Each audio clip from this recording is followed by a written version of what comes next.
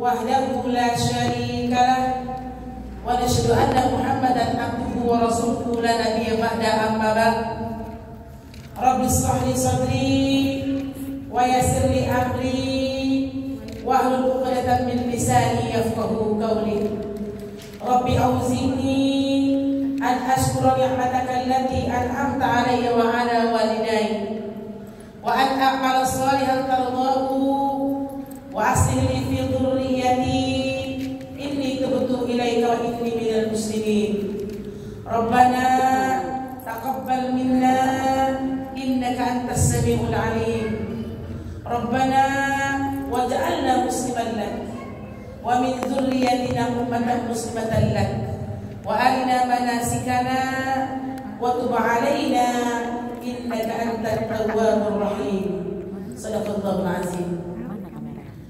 Akhwati fillah rahimakumullah.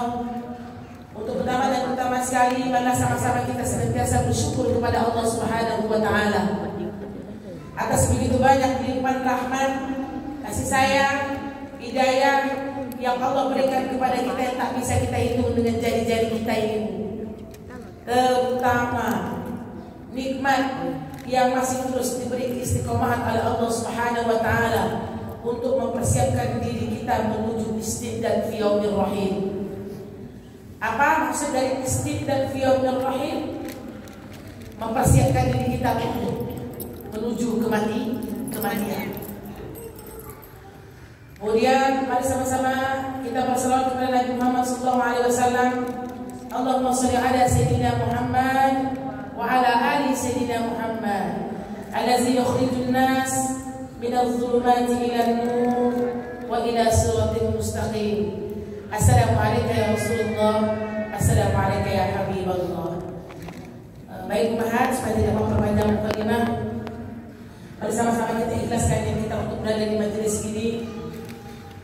Ikhlaskan niat, insyaallah kita datang ke sini dalam rangka untuk kembali mempersiapkan diri kita menjadi orang-orang yang berilmu, sehingga nanti ketika yaumul akhir kita tidak termasuk orang-orang yang menzalimi diri kita sendiri. Karena tidak ada alasan ketika yaumul akhir kami tidak tahu ya Allah, kami tidak mengerti ya Allah. Di dalam surah An-Nisa yang dikatakan oleh Allah, bukankah bumiku itu luas, kata Allah, kenapa engkau tidak mencari? Jadi insya Allah kita datang ke majelis Musas ini dalam rangka untuk mempercepat hijrah kita kepada Allah Subhanahu wa taala.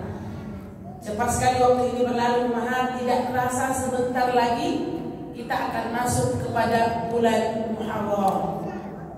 Terasa ya Bu? Kalau berapa jatuhnya nanti? 19 ya. Muharram. Muharram itu adalah tahun baru Islam. Antum hafal bulan Hijriah? Pasti sudah 100%. Coba kita absen dulu. Muharram, Safar, terus Ramadil awal, Ramadil akhir, Sya'ban, Ramadan, Zulhijjah, Zulqa'dah, Zulhijjah. Ya senyum-senyum nggak hafal ya.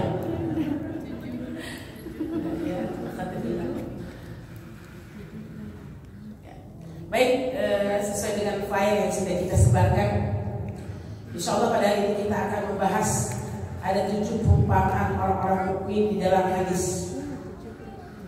Sebelumnya, saya hanya menyapa ibu-ibu semuanya dengan ruh istijabah ketika memperingati Hari Raya Idul Adha. Saya tanya ibu dulu, Bu, apa pelajaran yang bisa ibu ambil ketika memperingati Hari Raya Idul Adha kemarin? Ibrah. Kita kalau peristiwa berarti harus dengan adanya ibrah, supaya itu bisa meninggikan keimanan kita atau istijabah kita kepada Allah Subhanahu wa taala. Apa Bu yang ibu rasakan? Adanya saling berbagi. Apa Bu Besi? Bisa saling berbagi. Bisa saling berbagi, solidaritas sesama kaum muslim. Betul dong? Di hari Idul Adha kemarin yang susah kita sapa, sama-sama kita ke rumah Allah melihat penyembelihan hewan kurban yang jarang-jarang bisa bertemu di majelis ini di majelis Allah. Jadi yang pertama, ibrah yang bisa kita petik dari hari raya Idul Adha ini adalah meningkatkan solidaritas antar kita sesama yang menunjukkan bahwa Islam ini adalah agama rahmatan lil alamin. Yang pertama. Yang kedua, pemahaman. Mengingatkan kepada kita hakikat hidup kita di dunia ini sebenarnya hanya beribadah kepada Allah Subhanahu wa ta'ala. Coba kita lihat kemarin. Berarti mengingatkan hakikat hidup kita di dunia ini hanya ibadah. Seperti yang terdapat dalam surah Az-Zariyat, wa ma khalaqtul jinna wal insa illa liya'budun. Sehingga di dalam hari-hari tersebut dari tanggal 1 sampai 13 Zulhijjah itu ada 2 ibadah yang sekaligus kita lakukan. Kalau sholat, puasa udah biasa, yaitu ibadah kurban dan ibadah haji, benar? Maka mengingatkan kepada kita hakikat kita hidup di dunia ini untuk beribadah. Apa contohnya kemarin? Kurban. Tambah dekat enggak ibu kepada Allah dengan adanya kurban? Ibu yang berkurban ketika namanya dipanggil Fali binti Jasrin, nama saya dipanggil oleh panitia melihat hewan kurban kita, Masya Allah.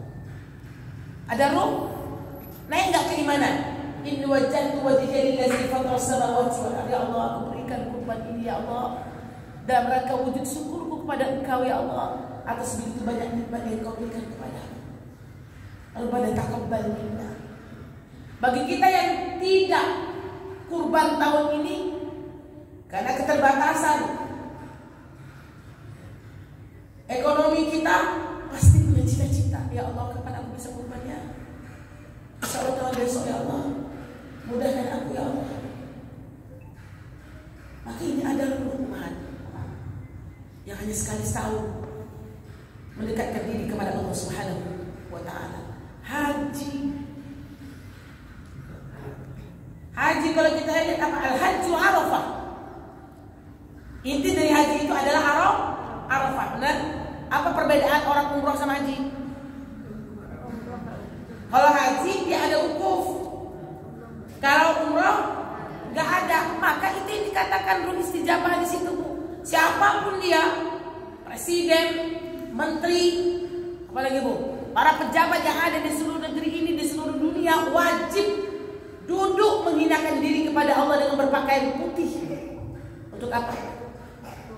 Mengingat dosa, istighfar, muhasabah, berdoa kepada Allah Subhanahu wa ta'ala. Itu menunjukkan hakikat hidup kita di dunia. Dan begitu hinanya kita di hadapan Allah Subhanahu wa ta'ala. Saya kalau kurban di Timur Tengah itu harumnya lebih itu lagi, Bu. Kalau kita misalnya hewan kurban kita dipanggil tuh, hewan itu seolah-olah tuh tahu aja deh. Fani binti Jasri lewat deh.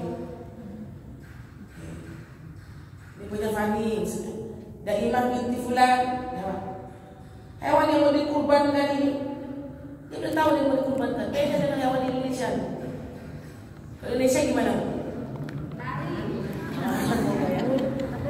Tapi kita nggak salahkan juga ya, Bu.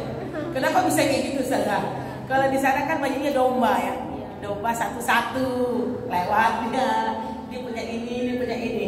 Kalau sapi itu dipegang dulu, belum lagi yang mengamuknya, belum lagi yang lari-larinya. Datang ultimatum tuh yang sapi lari-larinya itu berarti orangnya tak baik tuh. Ada tuh. Yang kurban itu tak baik tuh, makanya seperti itu. Gak ada yang mahal.